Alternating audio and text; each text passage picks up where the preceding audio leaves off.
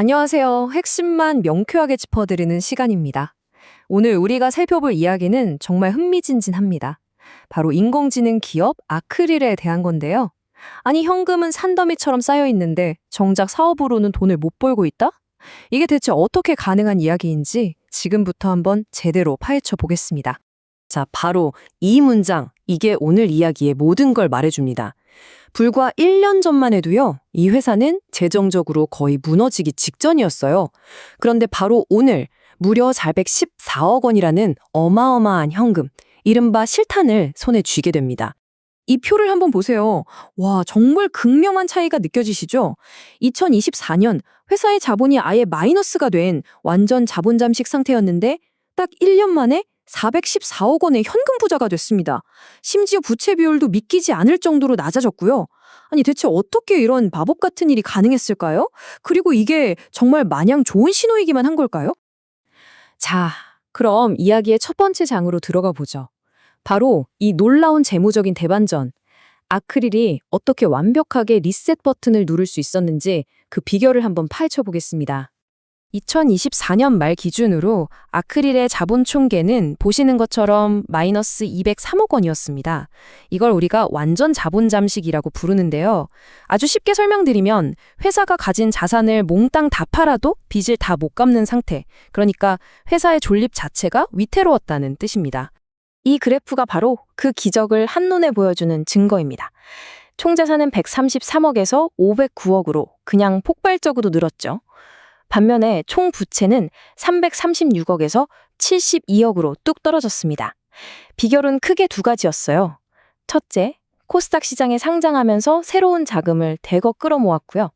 둘째, 이게 진짜 핵심인데, 빚으로 잡혀있던 전환상환 우선주를 자본으로 바꾼 겁니다.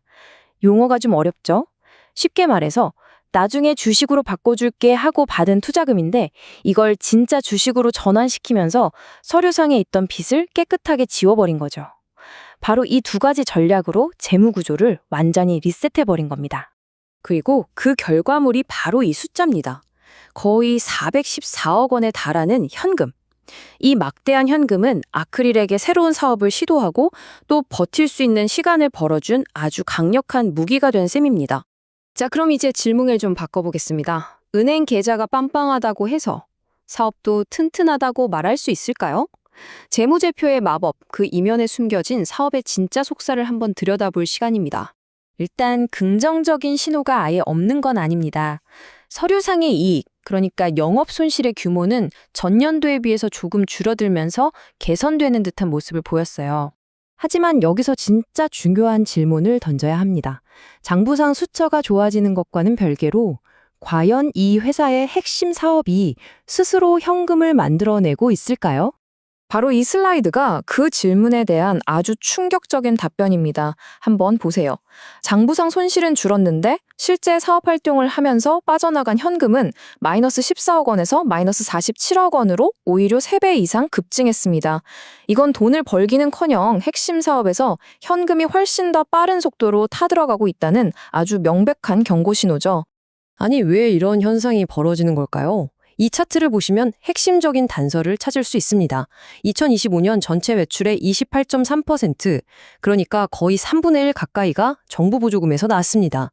이게 무슨 뜻이냐면 스스로 고객을 찾아서 제품을 팔아 번 돈이 아니라 외부 지원에 대한 의존도가 너무 높다, 즉 자생력이 부족하다는 걸 보여주는 거죠.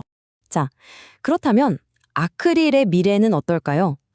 막대한 현금이라는 엄청난 기회와 사업 부진이라는 장애물 사이에서 아슬아슬한 줄타기를 하고 있는 상황입니다. 앞으로 놓인 길을 한번 같이 살펴보시죠. 자, 왼쪽의 기회 요인부터 볼까요?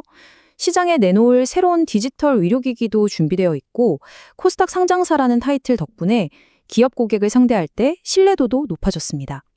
하지만 오른쪽의 장애물도 만만치가 않아요.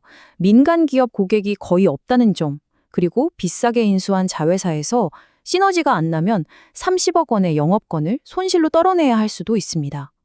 게다가 단 2개의 고객사에서 전체 매출의 27% 이상이 나오는 굉장히 위험한 구조를 가지고 있죠.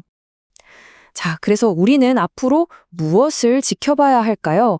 이게 좀 복잡해 보이지만 제가 지금부터 알려드릴 이 핵심 지표들만 잘 따라가시면 아크릴의 미래 방향성을 어느 정도 예측해 볼 수 있습니다. 이 5가지 체크리스트, 이것만 딱 기억하시면 됩니다. 첫째, 현금 소진 속도. 414억 원이라는 든든한 실탄이 얼마나 빠르게 줄어드는지 봐야겠죠? 둘째, 진짜 매출이 크고 있는가? 133억 원에 멈춰버린 매출이 다시 올라야 희망이 보입니다. 셋째, 민간 기업 수주. 3.4억 원이라는 솔직히 좀 초라한 수주 잔고가 의미 있게 늘어나야 합니다. 넷째, 정부 의존도. 매출의 28.3%나 차지하는 이 정부 지원 비중이 줄어야 진짜 자생력이 생겼다고 말할 수 있겠죠. 마지막으로 영업권 손상 여부. 비싸게 인수한 자회사의 가치 30억 원이 혹시라도 손실로 처리되지는 않는지 계속 지켜봐야 합니다. 자, 정리하자면 아크릴은 막대한 자금을 조달해서 미래를 준비할 아주 귀중한 시간을 벌었습니다. 이것만으로도 정말 대단한 성공이죠. 하지만 이제 진짜 질문이 남았습니다. 과연 그 벌어놓은 시간 동안 외부의 도움 없이 스스로 돈을 버는 지속 가능한 미래를 만들어낼 수 있을까요? 이 질문에 대한 답은 오직 앞으로 아크릴이 보여줄 행보에 달려 있습니다.